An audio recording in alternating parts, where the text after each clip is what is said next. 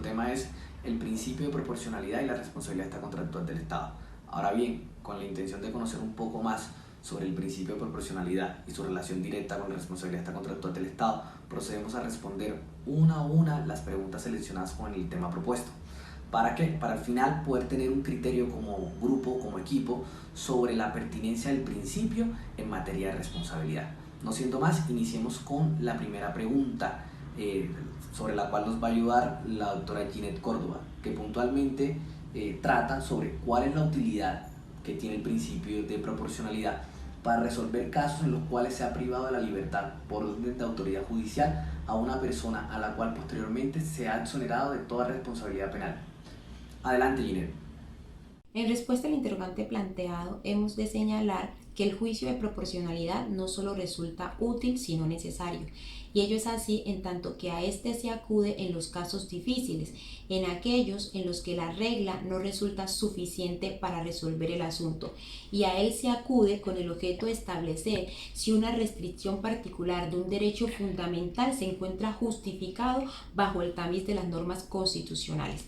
En este caso debemos recordar que la regla era aquella que se encontraba consagrada en el artículo 414 del decreto 2700 de 1991 y que señalaba que la indemnización por privación de la libertad tendría ocurrencia siempre que el imputado haya sido exonerado por sentencia absolutoria definitiva o su equivalente porque el hecho no existió, el sindicado no lo cometió o la conducta no constituía hecho punible. Así pues, solo en dichos eventos los efectos adversos que generaba para el individuo la restricción de su derecho a la libertad podría ser indemnizados. En consecuencia, en otros asuntos como aquellos en los cuales el individuo era dejado en libertad por aplicación del principio pro reo, ante la existencia de dudas sobre su culpabilidad, se preguntaba si allí había lugar a la indemnización. Siendo así, surgía necesario interrogarse si resultaba proporcional que el imputado fuere sujeto a una restricción tan intensa a su derecho a la libertad que lo obligara a soportar esas medidas que el Estado ejerce en razón al ius puniendi del Estado. Si ello es así, entonces tendremos que señalar que es necesaria la aplicación del juicio de proporcionalidad. Muchas gracias, Ginette. Sin embargo, la participación de Ginette no ha finalizado. Vamos a otorgarle nuevamente el uso de la palabra para que nos ayude en el ejercicio práctico del test de proporcionalidad de la sentencia del Consejo de Estado, radicado 9817 del 94, con ponencia del doctor Mauricio Fajardo Gómez. Adelante, Ginette, gracias. El test de proporcionalidad por el que se nos pregunta está compuesto de 3 subprincipios o mandatos: el subprincipio de necesidad, el subprincipio de adecuación y el subprincipio de ponderación o proporcionalidad en sentido estricto.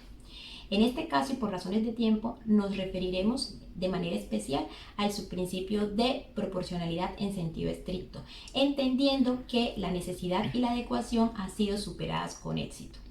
Ahora, para la realización del test nos estaremos a unos supuestos de hechos, y estos son aquellos de los cuales da cuenta la sentencia 13168 de 2006 dictada por el Consejo de Estado. En esta sentencia se expone el proceso penal seguido en contra del señor Auri Forigua Panche. Este laboraba como personal civil del Ministerio de Defensa, Policía Nacional en el área de nómina. Allí se generaron unos cheques y estos fueron cobrados en favor de personas que no laboraban en la institución. A este señor Forigua Panche se le endilgaron los delitos de falsedad y estafa.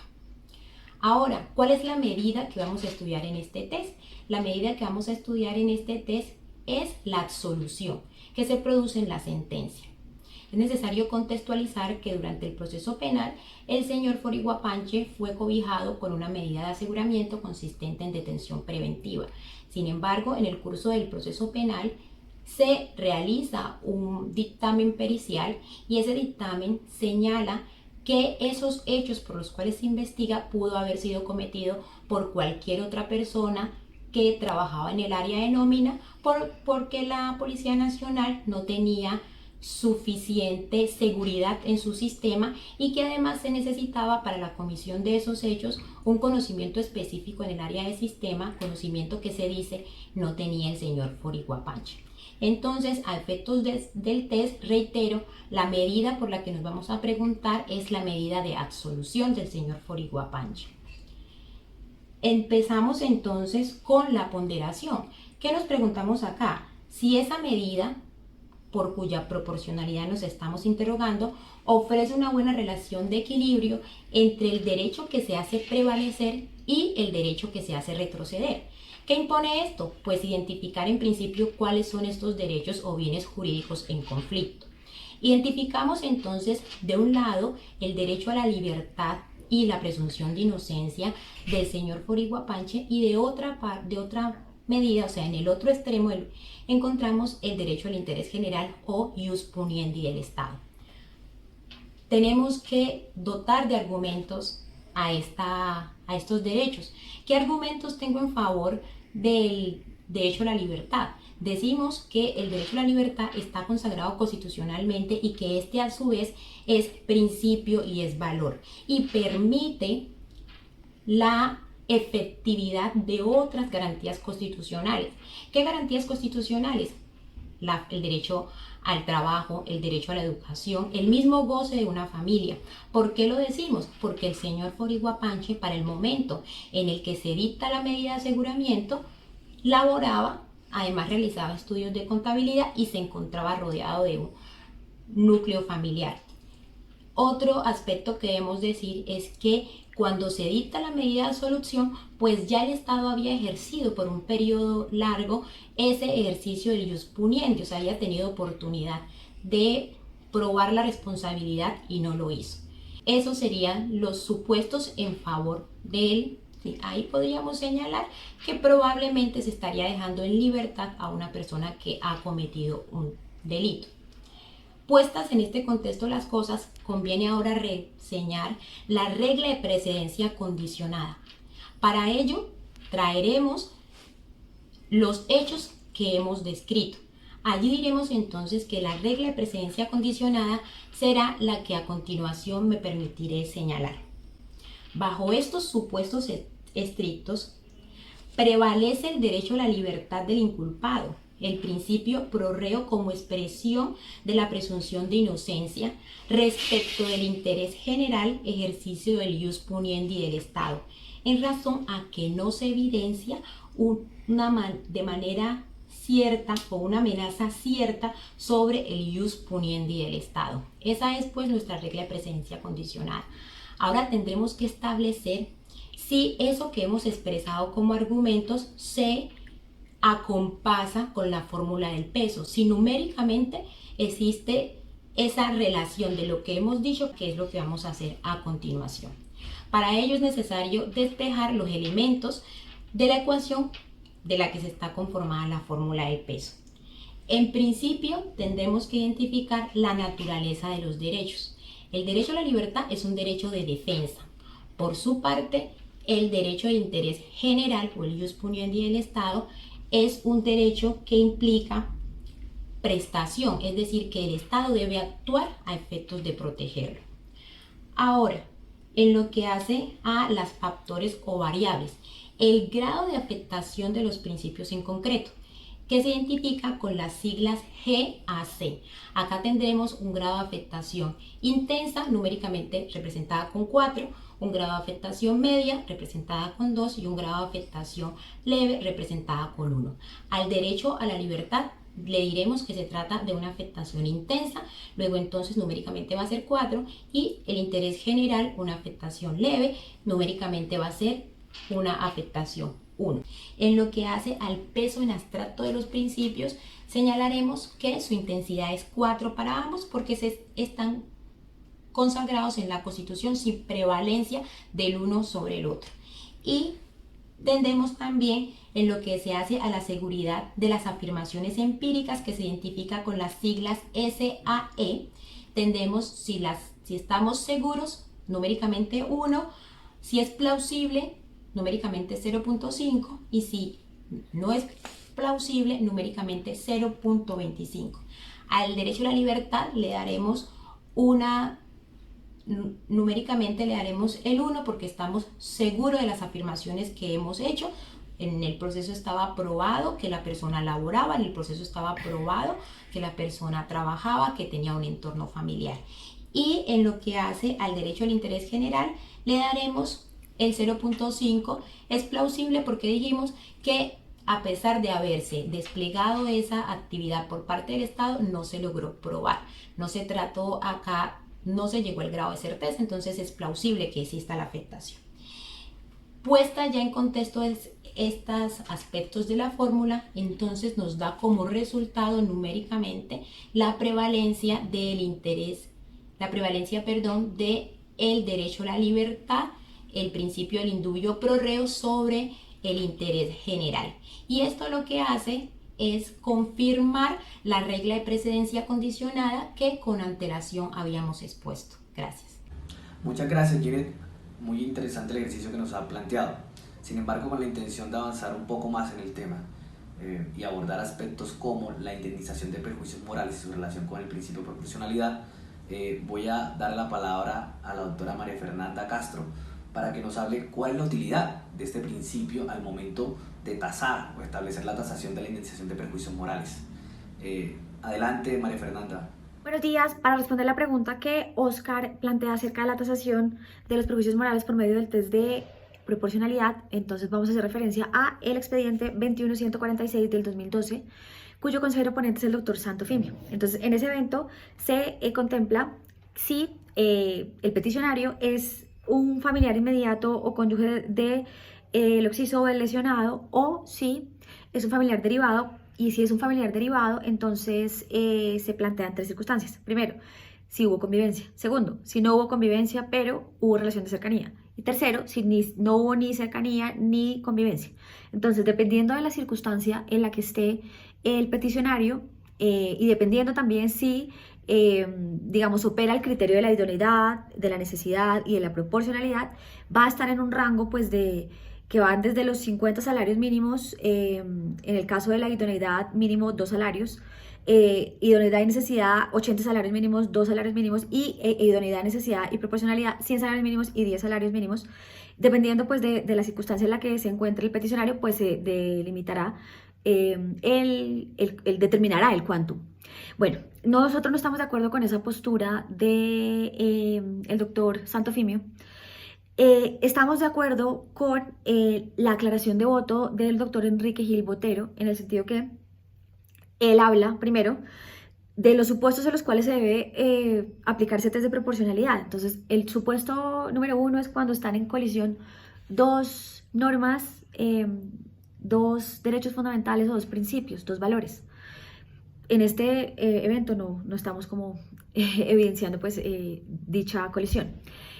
El segundo es cuando estamos examinando la constitucionalidad de alguna norma. Tampoco.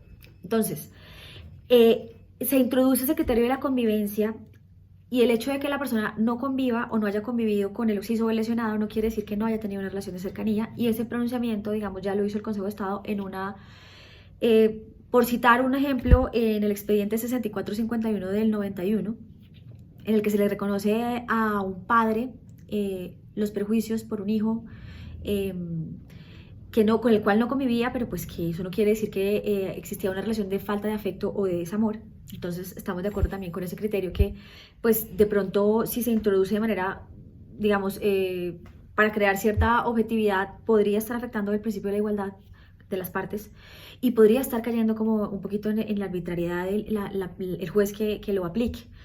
¿Cuál es el criterio mayoritario para decidir esos casos de perjuicios morales, de tasación de la indemnización de los perjuicios morales? El arbitrio iuris. ¿Y el arbitrio iuris cuál es?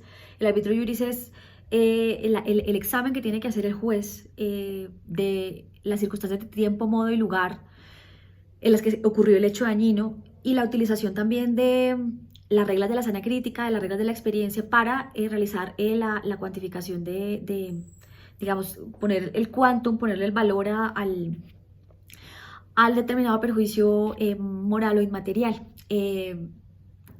estamos hablando siempre de prejuicios inmateriales o morales de las afectaciones subjetivas que surgen en cabeza de los seres humanos, la tristeza, la congoja, la falta de, digamos, de calidad de vida, de bienestar por un hecho dañino. Entonces, si bien como lo contempla, lo expone el doctor Hugo Marín, en el caso de los prejuicios inmateriales, cada caso concreto estudiado constituye un universo totalmente independiente y de esa manera se tiene que realizar la tasación. Entonces, por esas razones no estamos de acuerdo con el criterio del expediente 21146 del 2012. Muchas gracias, María Fernanda, por tu participación y tus argumentos respecto de la aclaración del voto.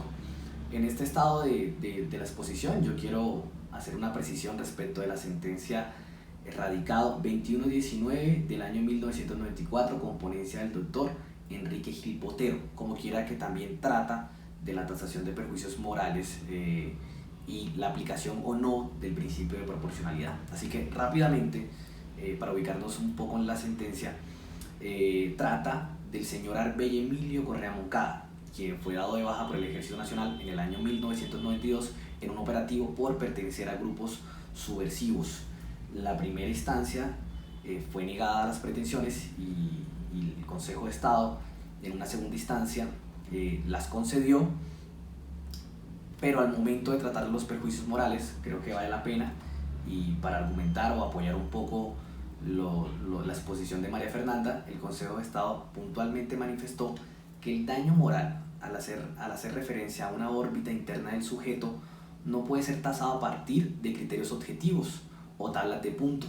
Por tanto, su liquidación se ha optado por la aplicación del arbitrio juris, que encuentra su fundamento en la sana crítica y en las reglas de la experiencia de las que se vale legítimamente el operador judicial para reconocer vía compensación una afectación a un bien tan personalísimo como las lesiones a la esfera u órbita interna y efectiva de la persona. Entre varios argumentos, el Consejo de Estado manifiesta que el principio de proporcionalidad no es aplicable o no es el viable para la tasación de perjuicios morales. No siendo más, pasemos a otra pregunta. Vamos a dar la palabra al doctor Hernán Cuellar, que nos va a apoyar en la siguiente pregunta, que trata de la utilidad del principio de proporcionalidad para establecer la conformidad de derecho del obrar de la fuerza pública cuando reacciona frente a la actuación de personas que cometen hechos punibles. Hernán, te doy la palabra, por favor. Bueno, muchas gracias, Oscar, por la pregunta. Lo primero que debo señalar es que el mantenimiento del orden público y la seguridad ciudadana son dos tareas legítimamente entregadas por la Constitución Política de Colombia a las fuerzas militares y de policía en su artículo 218. El ejercicio de este fin constitucional no ha sido ajeno a los debates dentro de la jurisdicción contenciosa administrativa, donde se analiza la responsabilidad del Estado en aquellos comportamientos que pueden generar un uso excesivo de la fuerza. En materia de responsabilidad, recordemos que existen dos regímenes para estudiarlo: un objetivo, compuesto por el daño especial y el riesgo excepcional, y uno subjetivo, compuesto por la falla en el servicio. Esto es muy importante tenerlo claro porque en los eventos de uso de las armas, como elemento tradicionalmente utilizado por la fuerza pública para la seguridad ciudadana, el Consejo de Estado ha dicho que el título de imputación a aplicar es el del riesgo excepcional. Y entonces, si es así, consideramos como grupo que el principio de proporcionalidad no tiene una aplicación o juega un papel importante en materia de responsabilidad objetiva, porque a la víctima solo le está dado a acreditar el hecho dañino y la relación causal para condenar al Estado a una eventual responsabilidad. Pongamos un ejemplo: un policía que dispara a una persona que es sorprendida en situación de flagrancia. Esta persona solo debe acreditar entonces las lesiones ocasionadas con el disparo y que la autoridad pública ocasionó los disparos, y con esto condenaría al Estado a una responsabilidad. No obstante, el Consejo de Estado también ha dicho que ante un mismo hecho pueden coexistir los dos regímenes de responsabilidad, y entonces en el caso que acabamos de mencionar, pues podría aplicarse eventualmente una falla en el servicio.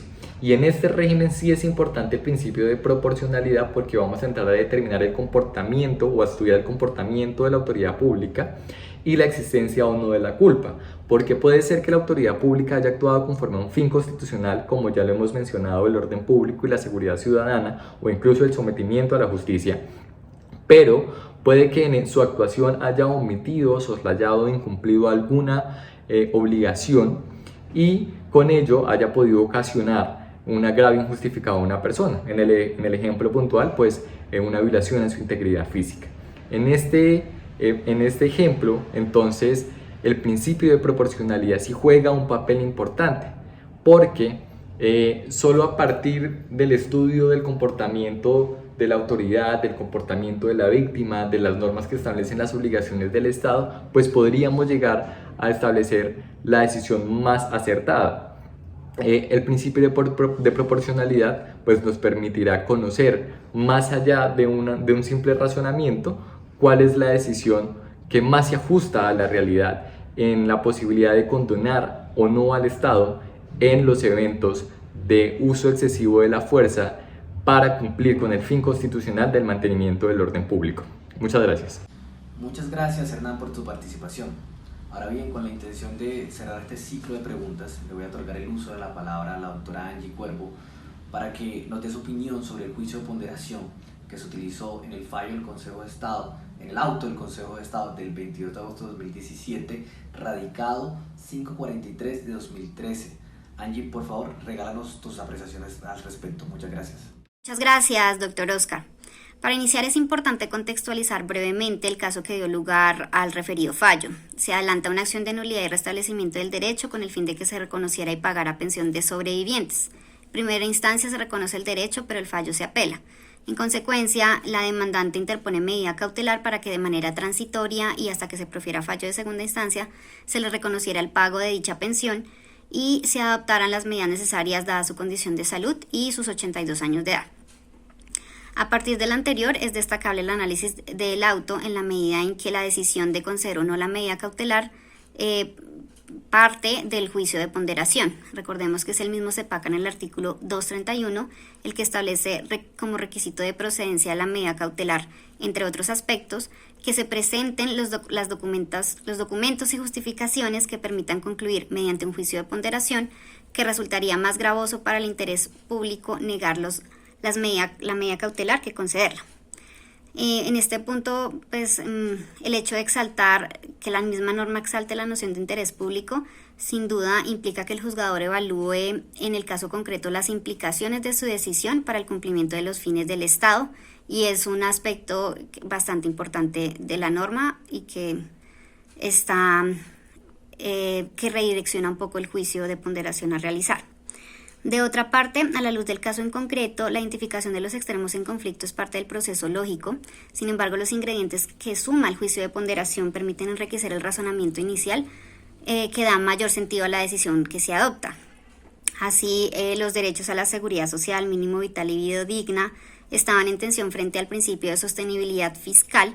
Sin embargo, lo que permitió determinar cuál de ellos afectar en el marco de una medida cautelar fue precisamente contar con criterios objetivos, como los que están previstos en la teoría de la ponderación, como son revisar los niveles de afectación o satisfacción de derechos, en este caso entre estos dos derechos y principios mencionados, revisar los valores imperantes en la sociedad. Este es un punto importante en la medida en que el juzgador necesariamente debe revisar cuáles son los criterios decantados y el estado actual del derecho colombiano, como por ejemplo para determinar que los derechos al mínimo vital como garantías fundamentales han sido reconocidas ya de tiempo atrás, y que de otro lado la sostenibilidad fiscal pues también se ha indicado que no puede servir de argumento para afectar o limitar el alcance del derecho fundamental.